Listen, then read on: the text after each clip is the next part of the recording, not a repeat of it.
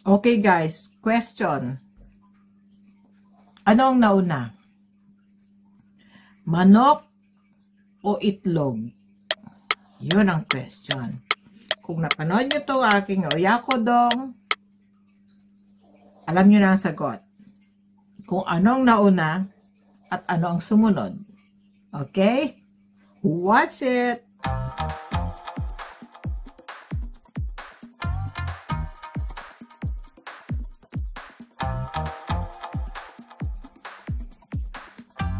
Hello guys, good morning. Ayan, 11 o'clock na at naligo na ako kasi kanina nagluto ako ng nagluto dahil may request. Oh, ayan, di ba? Tumawag yung aking isang best friend na nasa San Diego, California. At sabi niya sa akin, darling, paano ba magluto ng oyakodong? Yan. Okay guys, this time, mag-vlog tayo about oyakodong. That is a Japanese food and it is about the chicken and the egg. Napakasarap guys. And I cook too, you know, kasi ang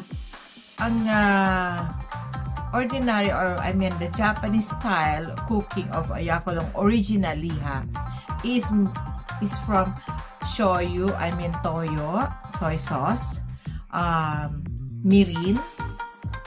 Mirin is, I think it's coming from the rice, ipagano'n. Tapos yung sake, that is Japanese wine. Tapos nilalagyan nila ng sugar at saka ng dashi, I mean yung pampalasa. Ganon. And sa akin naman, on my original, dahil tamad ako maghalo-halo ng mga ingredients, meron akong ginagamit tsuyu, okay? Yung tsuyu na ginagamit ko guys is iba-iba, wala naman ako specific na brand. So, eto yun guys. I think I bought this in Malimart. Ito. Sa supermarket ko ito binili. Pero marami talagang brands ng tsuyu. Ganon. Kasi eto naman is halo-halo na siya. This is not sponsored, no? Okay, marami akong tsuyu na ginagamit. Not only this one. Sin. Ganon. Ito ang ginagamit ko. So, what I'm telling you, original Japanese style is, ito rin hindi ako namimili ng brand. This is soy sauce. Usually, you know the soy sauce of Japan is Kikkoman. Okay, maraming klase naman ng toyo ang Japan. Okay, this is toyo, soy sauce. And this is what they call Takara mirin.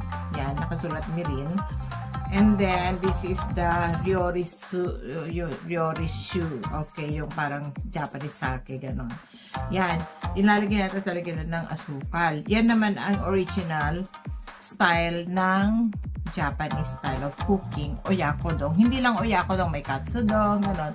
Mga nimono, yun ang talagang ginagamit nila. Usually, mga matatandang Hapon, they use this. Okay. Pero ako, para tanggal na yung tatlo, isa na lang. Okay? Ganon. Pang-isahan lang ako, guys. So, okay, let's start. And, if you can see, I also cook this. This is wakame miso soup. Wakame with onions. Favorite na favorite ni Kachang, you know. Una ko siya makilala. Yung biyanan ko, palagi na lang yan na niluluto. Cause, favorite ni Kachang. Kaya yan, natutunan ko yan sa biyanan ko. Thank you, Kasang. Sumalangit nawa. Okay, I know she's happy now kasi may namana ako sa biyanan ko. Diba? And this is barley tea. Okay, hugit siya. Okay, so let's start. Okay, guys. Okay, papakita ko sa inyo ang difference. Kung ano ang difference nung gawa sa toyo at gawa sa tsuyu. Okay?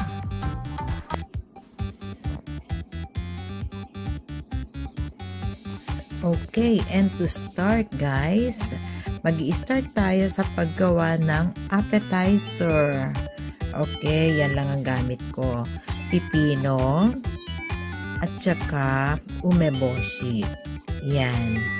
And nilagyan ko siya ng Himalayan salt.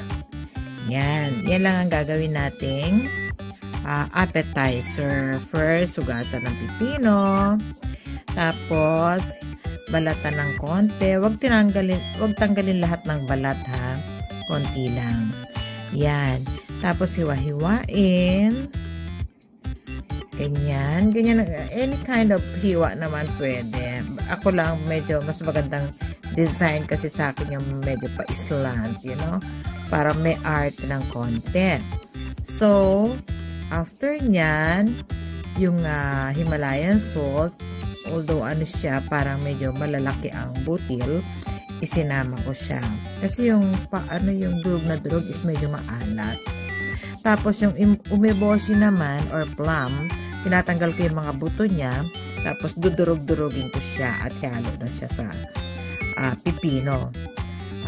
Medyo maasim-asim siya na maalat ng konti. Hindi naman siya actually binuro. Parang madalian lang na appetizer or salad. Parang salad na rin siya. Ganon. Okay, so iset aside natin siya habang nagluluto tayo. Yan, ganyan ang itsura niya, guys. Okay, di ba? Masarap yan. May umulboshi ka na, may gulay ka pa. Yan ang ating appetizer for today sa ating oyakodong. Okay. And next naman is magluluto tayo ng favorite ni Kachang na miso soup. Yan. Yan naman ang soup ng Japan. Guys, pag magluluto kayo ng Japanese foods, yan, lalagyan nyo muna ng wakame. Ibababad nyo muna sa tubig ang wakame para bumalik siya sa freshness. Ayan. Meron namang fresh na wakame, guys. Kaya lang, mas madali kasing i-preserve yung dried wakame kasi tumatagal siya. Hindi siya madaling masira. So, ang ating onions, yan, gagawa tayo ng 2 onions at hihiwa-hiwain nyo na siya ng ganyan. Yan, ganyan lang. Napakadali lang ng miso soup, guys, kasi lalagay nyo lang siya ng miso at saka ng pampalasa.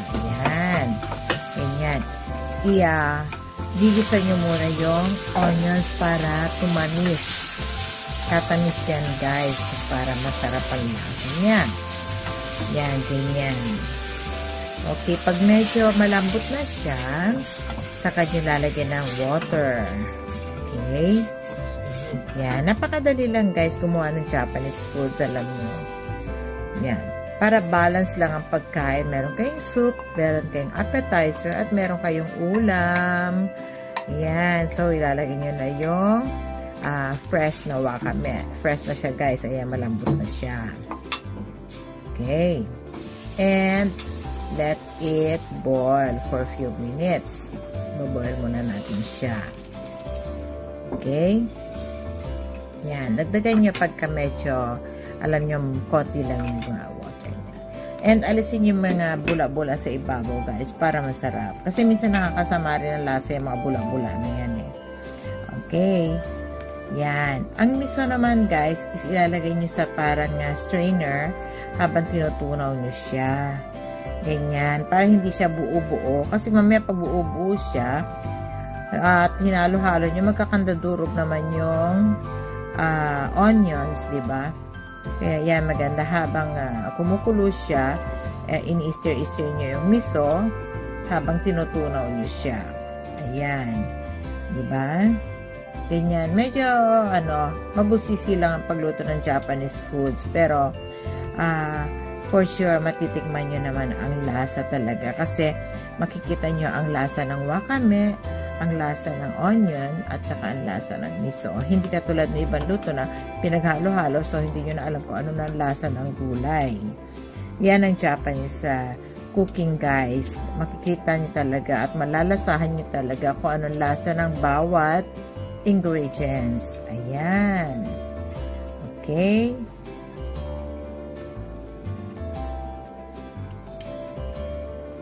Ayan. Pagka alam nyo tunaw na siya, isama nyo na siya dyan.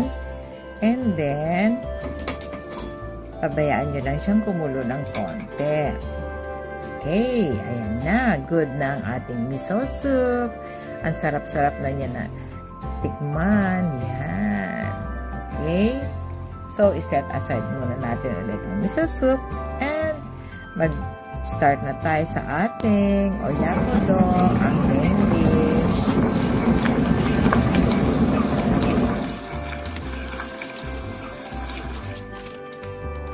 Okay. Ayan naman ang ating oyakodong. Ito guys is tinatawag nilang combo. Dried din po yan. Ibabalik din natin ang freshness.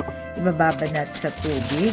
At yung tubig na naglasang combo ang gagamitin natin mamaya pampalasa. Okay. So, ayan. Ito ang ating chicken. Fresh chicken siya guys. Hihiwa-hiwain natin. I mean, malambot siya ha. Hindi siya frozen. Hindi ako masyadong gumagamit ng frozen chicken guys. Kasi parang hindi na siya masyadong malasa. Dahil na frozen na siya. Mas gusto ko yung malambot pa siya. And then, gagamitin natin. Yan. Hiwa-hiwain nyo lang ng bite size. Ganyan. Yan. Lahat siya hiwain na natin. Para isang kainan na lang. Yan. Minsan may mga litid-litid na ganyan, tanggalin nyo para masarap kainin, malambot. Yan. Ganyan lang yan, guys. Napakadali lang ng oyakodong, guys. Kasi, alam nyo, palagi nilang niluluto yan. Lalo na mga bata, favorite na favorite nila ang oyakodong. Kasi, napakadaling kainin at saka talaga namang healthy din sa mga bata yan. Okay, so ganyan, no? Yan, medyo tadtarin nyo ng konti para madaling pumasok yung lasa ng ilalagay natin mga ingredients sa loob ng meat ng chicken. Okay. Ganyan ako guys magluto hugas ng hugas ng sangkalan. Yan, and the next is onion na naman. Yan. Ganyan na. Okay. Mahilig ako sa onions guys. Alam nyo, meron akong tawag dito, onion na yung maliliit na ginagawa ko ring appetizer. Minsan yan, ini-slice ko lang, alam nyo. Tapos, hinuhugasan ko sa malamig na tubig at siya na ang salad ko. Nilalagyan ko lang ng dressing. Maraming klaseng pwedeng iluto sa onions. Alam nyo na sa atin sa Philippines, almost lahat yata ng luto natin is may onions, no? Yan, dalawang onions ang ginawa natin kasi dalawang style ang gagawin natin. Isang may toyo at isang tsuyo lang. Okay, so hapag-hiwalay natin sila. Yan. Papainit natin ng kawali. Yan, ilalagay natin ang ingredients dyan.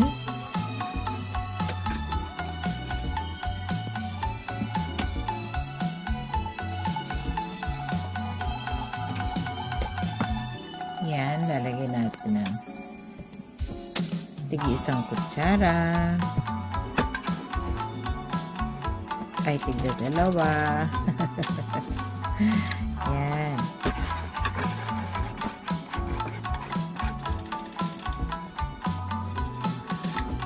Tapos, iboboila natin siya, guys. Tunawin ang asukal. And yung ating binabad na combo, siyang gagamitin natin pang lasa. Ayan, iboboil lang natin siya muna guys. Ayan. Para matunaw na yung asukal dyan. And then, ilalagay na natin dyan yung meat. Chicken meat.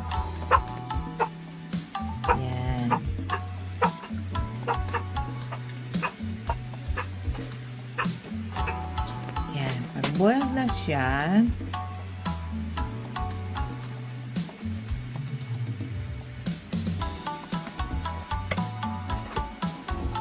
Lagyan natin ng suyo. Ayan. tikman nyo din guys kasi hindi ako tawag dito, nagsusukat-sukat eh. Tinitikman ko lang pagka hindi ko kasi sa masyadong pinapaalat. Ganon.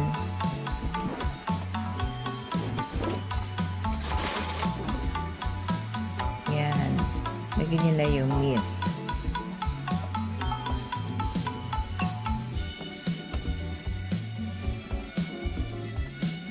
Yan. Lagay nyo siya evenly para lahat siya maboil.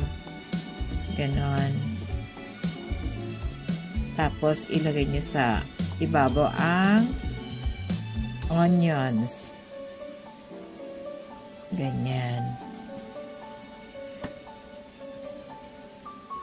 Alam nyo dito guys, sa Japan, hindi sila masyadong ang tawag dito sa atin. Yung gisa-gisa ba? Sa atin kasi oil, tapos onions or garlic, igigisa bago tayo lagay ng mga ingredients. Dito sa kanila guys, usually, binoboil nila yung tawag dito, yung kanilang mga sauce, kanya ganyan. So, toyo, asukal, iboboil muna nila bago nila ilagay yung mga main, yung meat or yung mga gulay. Parang, kung makakakita kayo ng mga sukiyaki, ganon, nabe, ganon ang ginagawa nila guys. Boil muna bago ilagay yung mga ingredients.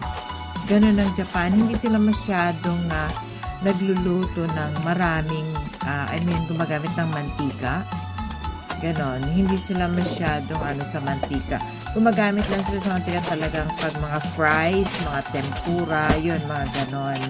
Pero pag mga ganitong, usually boil. Yan. Pagka medyo okay na yung onions, medyo malambot-lambot na siya ng konti at medyo, nalaga na yung meat. Yan. Titingnan natin kung lasa and then saka natin ilalagay yung itlog. So, ang sagot, ano ba ang nauna? Manok o itlog? Para sa akin, manok. Yan. Kasi nauna yung manok bago yung itlog. Kaya andyan na sagot sa oyakodon. Diba? Yan. Huwag nyo masyadong i-stir yung itlog, guys. Konting i-stir lang kasi pagka in-stir nyo maigi yung itlog, pag i-stir na i-stir siya, guys, ang tawag dito, mapulang-mapula yung itlog. Konting konting i-stir lang. Para medyo merong puti-puti sa mga gilid-gilid, ganon. Yan, paunti-unti lang ang lagay. Yan. Yan. So, okay na yan. Paunti-unti. Yan. Ganyan. Huwag niyo siyang ihalo ng bonggang-bongga.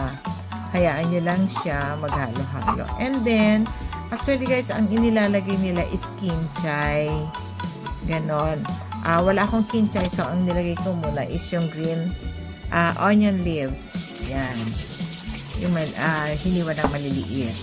Yun ang nilagay ko guys. So, okay na yan. Wait na lang tayo to boil at maluto ng konti ang eggs. Huwag nyo siya masyadong patuyuin kasi titigas naman. Mas maganda yung medyo meron siyang sabaw. Yan. Okay. Ang sarap. Diba? Yan. Okay. Ready na siya.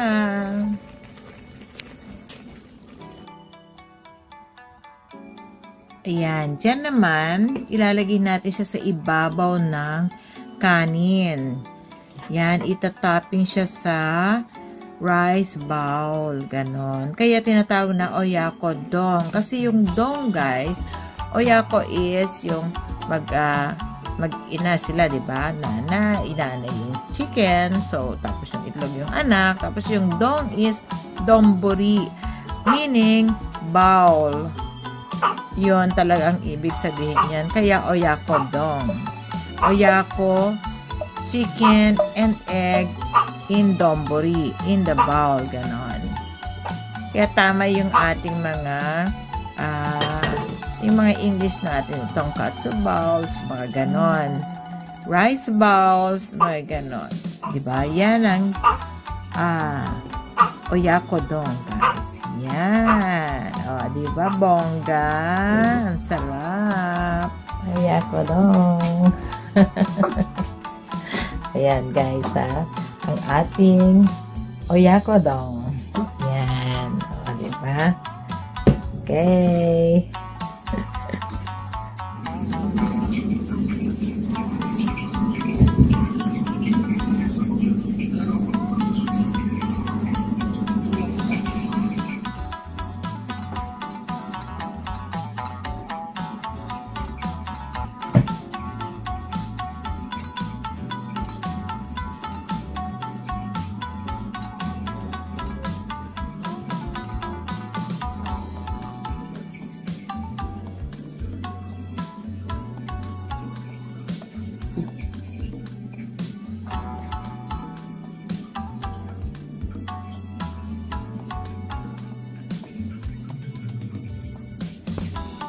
Here, this is what we did. Ayan, yan ang ginawa ko, guys. Okay, you cannot recognize kasi nasa ano na siya, no? Meron na siyang rice sa ilalim. Yan yung ginawa ko sa toyo, soy sauce with mirin and sake and sugar. And ito naman yung gawa ko sa medyo ano siya, may sabaw. Wala tong rice sa ilalim kasi. Ito yung ginawa ko sa mentsuyu. Hindi siya masyadong dark ang color, diba? Kasi mentsuyu lang siya. Although dito is toyo kasi siya. Kaya medyo dark ang color niya. Okay? So, let's taste it. Kung alin ang masarap sa kanila. Alright. Since wala yung aking mga judges, nagwo-work. At ako naman ay nandito, nagwo-vlog. Dahil yun ang work ko, diba? Hindi naman ako porket naka-off is wala nang ginagawa. Gumagawa ako, guys, pag nasa bahay ako actually laba, luto, linis. Hindi pa ako nakakalinis. Nag-e-edit, ayan, namamalansya, ganun. As usual, diba? Yan ang wife. Okay, let's taste the miso soup. Okay. Miso soup muna tayo, guys. Mamaya papakain ko rin yan kay Katsyang kasi favorite niya. Ang dami kong ginawa. Okay, this is wakame, guys. Alam niyo na, magandang wakame. This is seaweeds, no?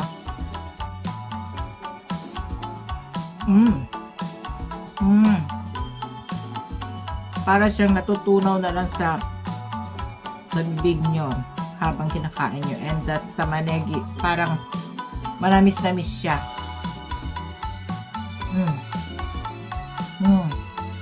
Alam nyo, guys, napakahilig ko kasi sa sibuyas.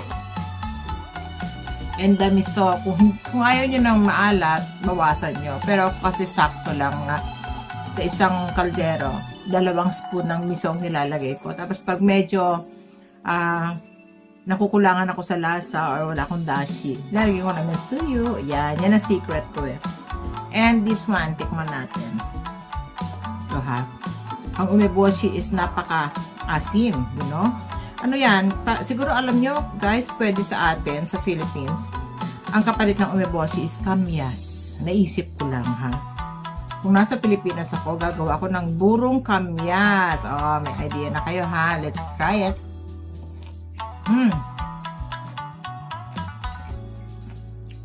Crunchy ang pipino.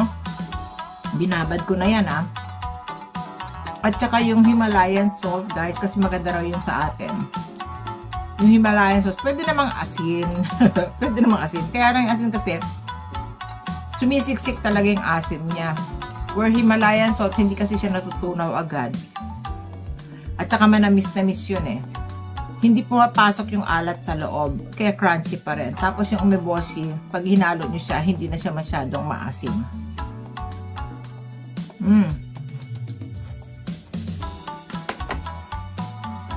Napakasarap niyang appetizer. And ito, kaya ako lagi may ganito, guys, after ko kumain. Usually, pag kumain ako ng mga karne, siyempre nauumay kayo, di ba, doon sa mga mantika, gano'n, silasa. Kain kayo nito. Parang atsara na sa atin. Yan. Onion pickles yon. Onion pickles pala. Okay. So, let's try oyakodong made of toyo. Okay. Yan, teka mo, nagbababa ko konti. Kasi wala akong cameraman eh. Pasensya na kayo ah. O yan. Ako na lang mag-isa. Pagtsagaan nyo na muna ako. Ayan. Okay. So, ganito talaga guys ang style ng Japanese pag magluto. Naku, mabigat ah, maraming kanin. Okay, try muna natin yung chicken. Kung ano lasa.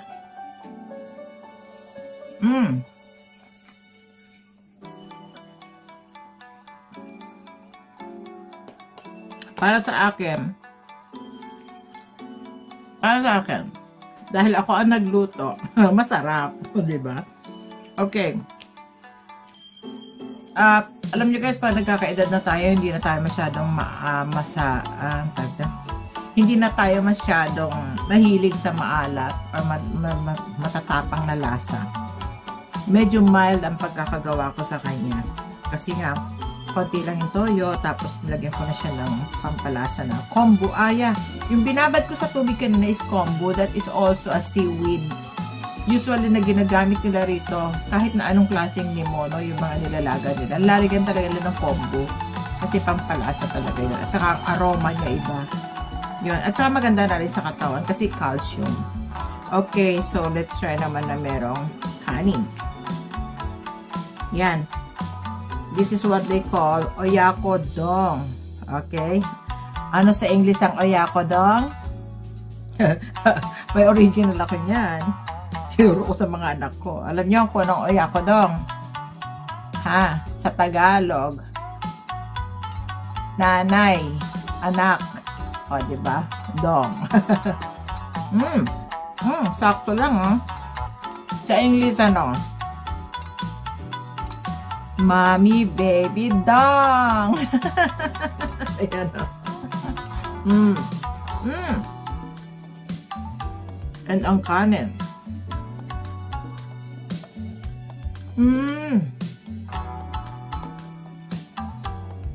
Mamaya kailangan matikman to ni Katchang. At saka ni Mai. Marami siya guys dito mauubos at titikman ko lang para sa inyo. And tikman naman natin ang made of mensuyu. Kasi wala tong rice, so siya lang.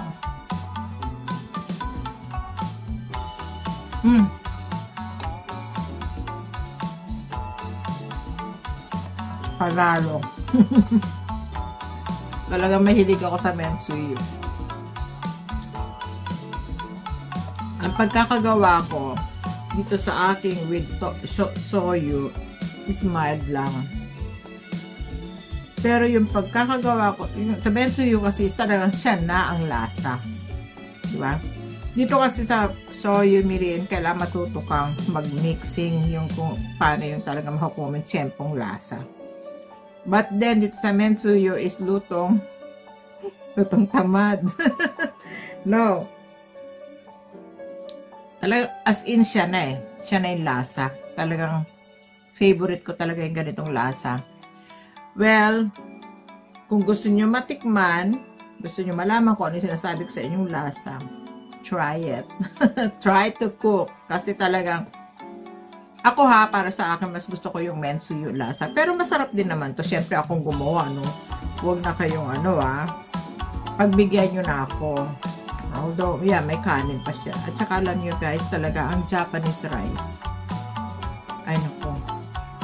Masarap talaga. Oh. Sino may ayaw ng Japanese rice, ha? Kahit mahal. Iba eh. Iba talaga.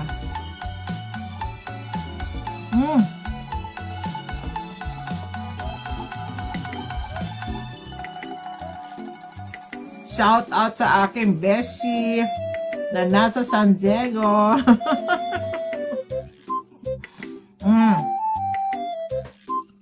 Beshi. Hindi ko na sabihin yung pangalan mo. Baka mamaya, alam mo na. Mama Kaz. Okay? Mama Kaz, try it. Okay. Okay, para Kung wala kang mga mirin-mirin at di mo alam, okay, hanapin mo lang itong letrang ito. Suyo. Yan. Ayan. Ayan. O, ganon. Madali lang. And, if you're new to our channel, please subscribe, like and share, and leave your comments below, guys. Para alam ko naman kung ano mga comments nyo. At least makapag-improve, diba? Ayan.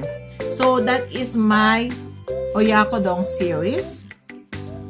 Made in shoyu. I mean, toyo and mirin.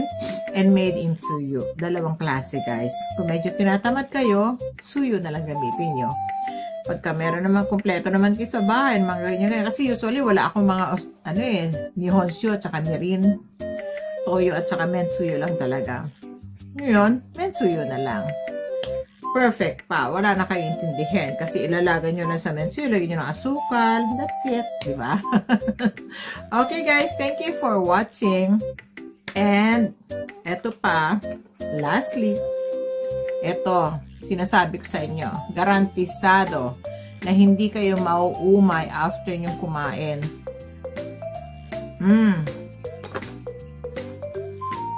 Pag kumakain ako nito, guys, naalala ko si Papa. Dalaga pa ako, pinagluluto na niya ako yan. And, mapunta ako sa Japan. Meron! Diba? 37 years na akong kasal sa Japan. Hindi ako nawalan yan, guys. Talaga naman. Maniwala kayo. Napakasarap. Yung pinsan ko dyan, nako, pagagalitan niya ako pag umuwi akong walang dala niyan. Kasi, pag kumakain siya ng prito, sausaw patis or sausaw mang, yan talaga. Garantisadong masarap. Onion pickles. Yan.